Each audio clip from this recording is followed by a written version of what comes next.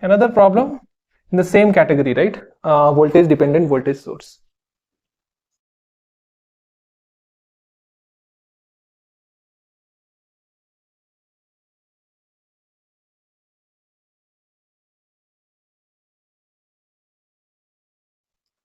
What will be the R equivalent across this?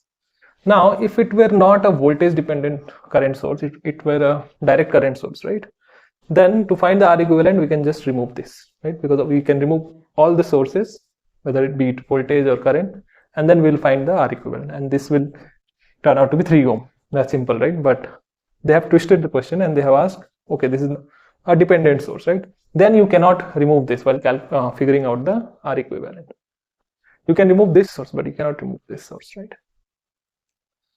Now, how to do it? Okay, so let's assume the voltage here is VA, right? Then current which is coming from here, right? IS, and the current which is coming from here. So we can apply Kirchhoff's current law, right? So IS plus 3 by 2 Vx will be equal to the current which is going here, which is nothing but VA divided by 3, right?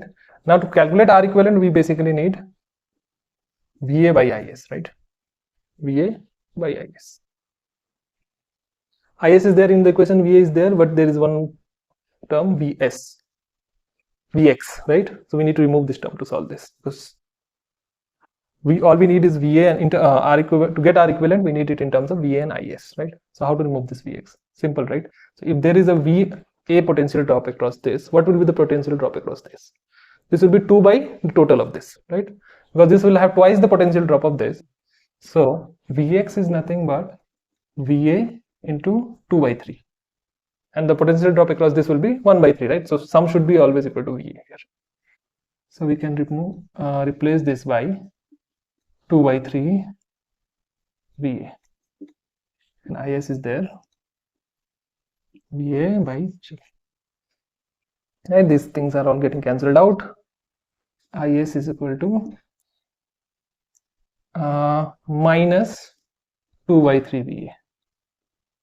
Okay. So basically R equivalent will come minus 3 by 2. Now what does the even negative resistance even mean, right? So the answer will be positive part of this, only this, right?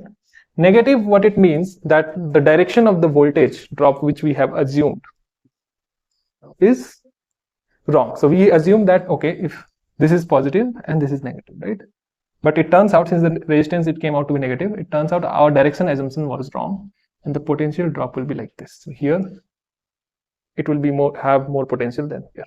So that's all it means. So you have to say 3 by 2 ohm. You cannot say negative resistance.